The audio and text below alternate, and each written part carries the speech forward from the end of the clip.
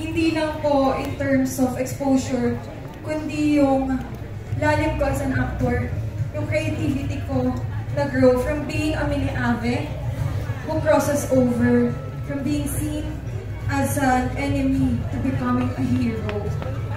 At naniniwala ako na marami pa pong pintong magbubukas dahil dito na hindi ko pa ever na-imagine sa buong buhay ko. And I can't wait because I know that it's gonna be exciting and humbling. Thank you so much.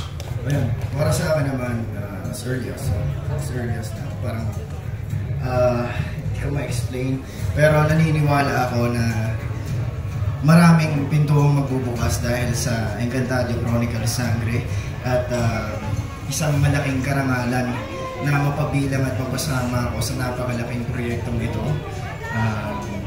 Lubos nagpapasalamat sa GMA dahil sa pagluklok nila sa akin dito at sa aking mga co-sangres na kung hindi dahil din sa kanila hindi ko magagampanan ng maayos yung aking gampanin. And naniniwala ako na mas pagbubutihan ko, magsasaliksik, magiging handa para sa mga susunod pang pagkakataon. Maraming salamat. Thank you, Kelvin. Para naman sa akin, ang Encantadio Chronicles Sangre ay napakalaking biyaya na ipinagkaloob sa akin ng Panginoong Diyos. This is a full circle moment for me bilang isang bata na nanonood lamang ng Encantadio noon. And now, to be able to portray the character of the Sangre Flamara na punong-puno ng alab ng puso niya, di ba? Ang init, the fearlessness na even ako sometimes as Faith Da Silva, I cannot bring it out, pero dahil suot ko na ang costume ni Flamara, lumalabas lahat ng greatness in me na hindi ko din alam. Yun pala ang magic ng pagiging isang sangre. Kung kaya't maraming salamat po for GMA Network sa pag-consider sa akin dito bilang Sangre Flamara. And katulad ng sinabi ni Dea, yung growth ko, hindi lang siya as an artist. I've proven myself over and over again because of this journey na lahat ng bagay ay posible. Kaya huwag tayong matakot na mangarap, huwag tayong matakot na tumalon. Dahil yung init na nararamdaman natin, kailangan natin siyang ilabas. Maraming salamat po. Thank you, Faith. Miss Yata? I guess I will not only speak for myself. I can speak for all of us here.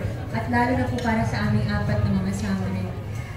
Ito pong proyekto na ito, ang Encantadio Chronicles Sangre, has brought us to new heights of our lives. Literal, dinala po kami nito sa ibang mundo na hindi po namin kilala at hindi po kami sanay na karoroonan namin. Pero binigay po sa amin itong proyektong ito. At pinaghirapan po namin ng ilang taon. Pinaghandaan at tinapos po namin ito ng buong puso at buong isip. At handa na po kami ipakita sa inyong lahat yun.